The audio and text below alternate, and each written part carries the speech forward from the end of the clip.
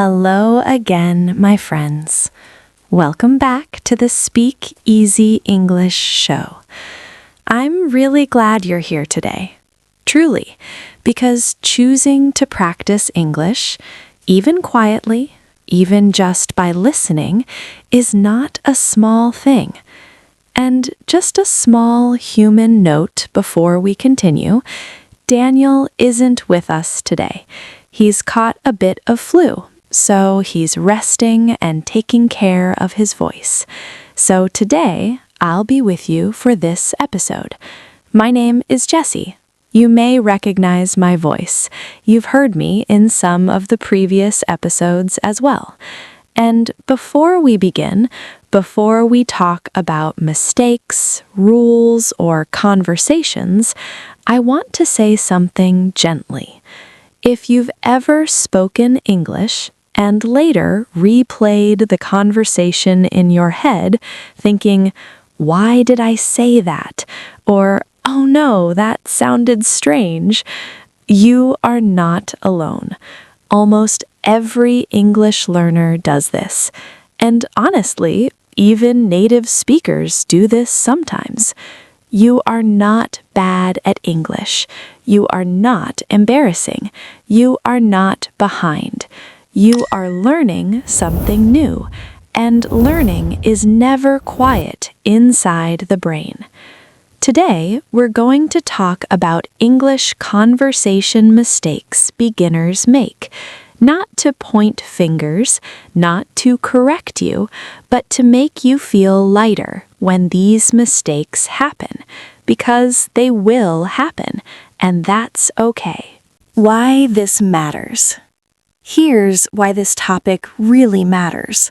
Not in theory, not in grammar books, but in real life.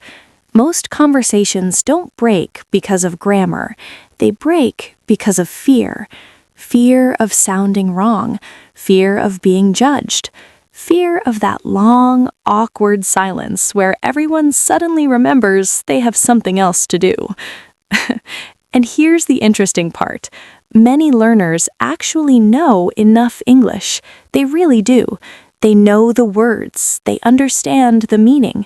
They just don't trust their English yet. It's like having a phone with full battery, but still searching for a charger. Just in case. So when something goes wrong in a conversation, learners often think, this is proof. I'm bad at English.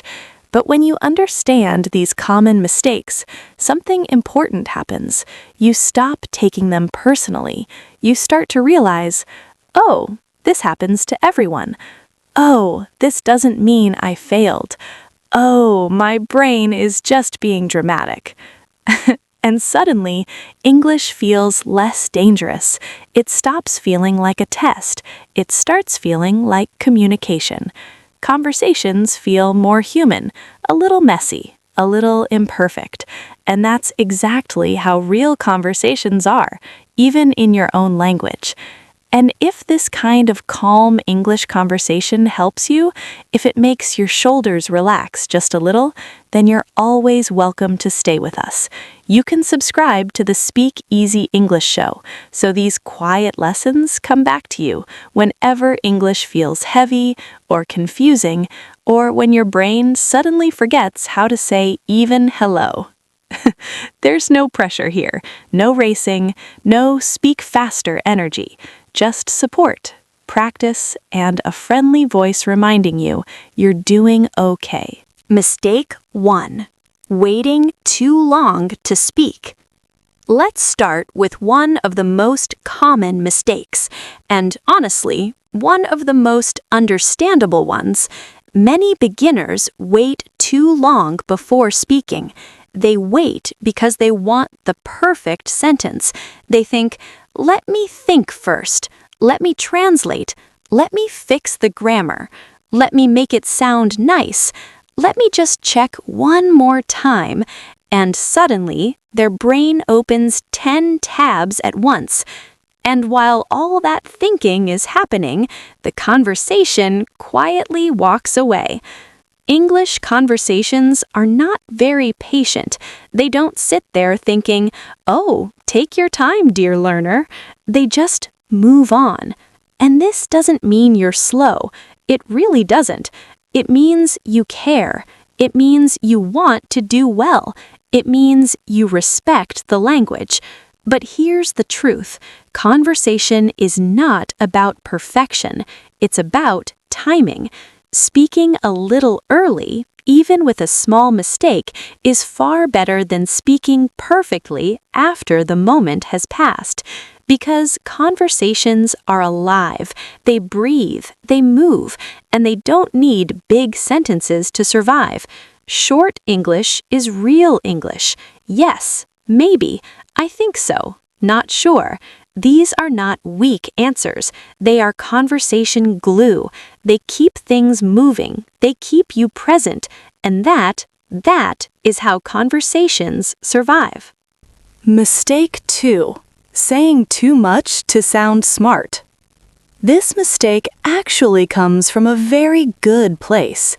Many learners think, if I say more, I sound better. If I use big words, people respect me. If my sentence is long, my English must be good. And honestly, that makes sense. School taught us that way. So instead of saying something simple, like, I'm tired, they try to say, I am feeling extremely exhausted due to my busy professional schedule. And by the end of the sentence, they are even more tired and slightly out of breath and wondering if the verb tense was correct. Meanwhile, the other person is just thinking, oh, they're tired. That's it. Native speakers usually do the opposite. They simplify. They don't think, how can I sound smart? They think, how can I be understood? Simple English sounds confident. Long English often sounds stressful, not because it's wrong, but because it feels heavy. You don't need to impress people with English. Most people are not grading you. You need to connect. And connection doesn't happen when English feels like a speech. It happens when English feels natural, light, human.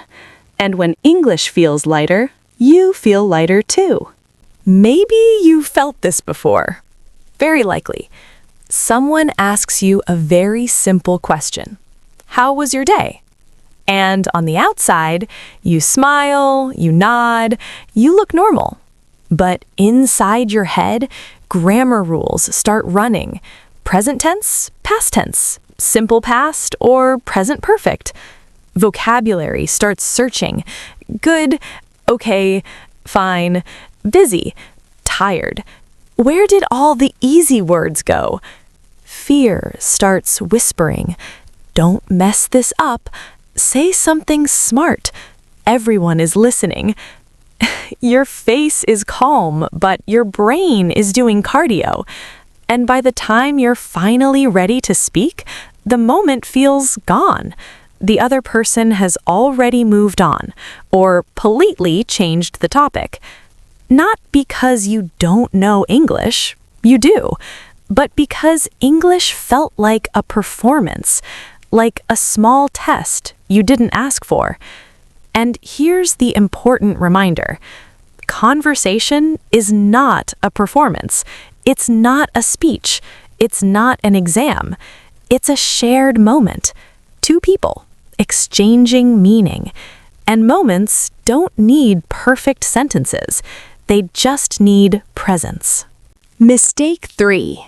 Apologizing too much. This one is very common and very human. Many beginners apologize again and again and again. Sorry for my English. Sorry, my English is bad. Sorry, I'm not good at English. Sometimes it starts to sound like an apology tour, and you didn't even do anything wrong. Let me tell you something important, very important. You don't need to apologize for learning. You don't apologize for walking slowly when you're learning to walk. You don't say, "Sorry for using my legs."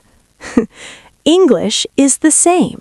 You are allowed to think. You are allowed to pause. You are allowed to search for words. If you need time, you can simply say, "Just a second. Let me think. Give me a moment." That's not rude. That's normal English. Native speakers say this all the time. Confidence is not speaking fast. Confidence is not sounding perfect. Confidence is calmness. It's staying in the conversation without apologizing for existing. Mistake 4. Translating every word. Another very common mistake is translating every single word in your head, word by word, sentence by sentence, sometimes even emotion by emotion. But real conversations don't work like that. Conversations don't happen word by word. They happen meaning by meaning. When someone speaks to you, your brain doesn't actually need every word to understand what's happening. You already know the situation. Are they agreeing, explaining, finishing a point, waiting for your response? And once you understand the situation, your English can be very simple. "Oh, I see. Okay. Right." These are not small answers. They are powerful answers. And notice something important. You don't translate these phrases. You don't stop and think, "What is okay in my language?" You just say it. That's because your brain doesn't translate them, it recognizes them. Recognition is fast. Translation is slow. Recognition feels light. Translation feels heavy. So the goal is not to stop thinking. The goal is to help your brain recognize more English naturally. And once that starts happening, speaking feels easier and much calmer. Let's try something small together. Very small. No pressure. No performance. No one is watching. Just imagine. Someone says to you, "Sorry, I'm late." That's it. Nothing complicated. Now, notice something important. You already understand the meaning. They're late. They're apologizing. The situation is clear. So you don't need a perfect sentence. You don't need grammar rules. You don't need to translate. Your English can simply be, "That's okay. No problem. It's fine. Short. Natural. Done." And notice how your body feels when you say something short. No stress. No rushing. No inner voice shouting, "Is this correct?" That, right there, is conversation. Not long, not impressive, just human. And the more you allow English to be this simple, the easier it becomes to speak again. And if moments like this make English feel a little lighter for you, if your shoulders relax even a little, then this is exactly why this show exists. You can subscribe to the Speak Easy English show, and we'll keep practicing together, slowly, gently, without fear. No rushing, no pressure, no say it faster energy, just a calm space where English is allowed to arrive in its own time. Mistake 5. Thinking mistakes end the conversation. Here's a quiet truth, a very important one. Mistakes don't end conversations. Silence does. Most conversations don't stop because someone used the wrong word. They stop because someone stopped speaking. And here's something that may surprise you. Native speakers make mistakes all the time. All the time. They forget words, they change sentences halfway, they correct themselves. Sometimes they just say, "Wait, that's not what I meant." And then they keep going, because conversation is flexible. It bends, it adjusts. Most people are not listening for perfect grammar. They're listening for meaning. They're listening to understand you, not to judge you. Communication is very forgiving. If your meaning is clear, people usually help you without noticing. Much more forgiving than the voice in your head, that little inner critic who acts like every sentence is a final exam. So remember this: a small mistake won't end the conversation, but disappearing might, and staying present, even imperfectly, is always the braver choice.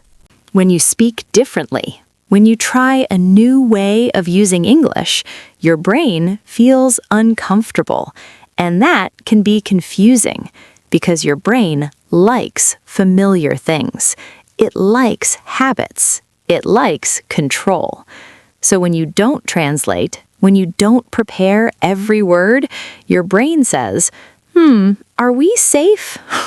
And suddenly, mistakes feel dangerous, even small ones. But here's something important to remember. Discomfort does not mean failure. Discomfort means learning. It means your brain is trying something new. It's stepping onto a new path. You spoke. You survived. Nothing bad happened. No alarms, no laughter, no disaster. And that's how confidence grows. Not by being perfect, not by never making mistakes, but by speaking and realizing, I'm still okay. So if English feels a little strange right now, that's a good sign. It means you're growing, slowly, naturally, and that's exactly how learning is supposed to feel. Let's slow down for a moment and gently review what we've learned today. No rushing, no pressure, just a quiet pause. Conversation mistakes are normal. They really are. They don't mean you're bad at English. They don't mean you're behind. They don't mean you can't speak. They simply mean you're learning how conversations work. So remember these ideas, not as rules, but as reminders. Speak early, not perfectly, because conversations move, not wait. Simple English is strong. Clear is better than complicated. You don't need to apologize. You're allowed to think. You're allowed to pause. Meaning matters more than grammar. People listen to understand you, not to correct you. Mistakes don't stop conversations. Silence does. You are allowed to be human in English, to hesitate a little, to smile, to try again. English is not a test you pass. It's something you grow into, one conversation at a time. So here's your only focus this week. Just one small thing. When someone speaks to you in English, answer with one simple sentence. That's it. Not perfect, not impressive, just honest. You don't need a paragraph. You don't need a speech. You don't need to sound like a movie character. One sentence is enough. And when you do that, even once, that counts. Because confidence doesn't come from doing everything. It comes from doing one small thing and realizing, I can handle this. Quiet question. Here's a quiet question for you. Nothing heavy, nothing serious, just an honest one. Which mistake felt familiar today? Maybe you nodded a little. Maybe you smiled. Maybe you thought, oh, that one. If you'd like, you can write it in the comments.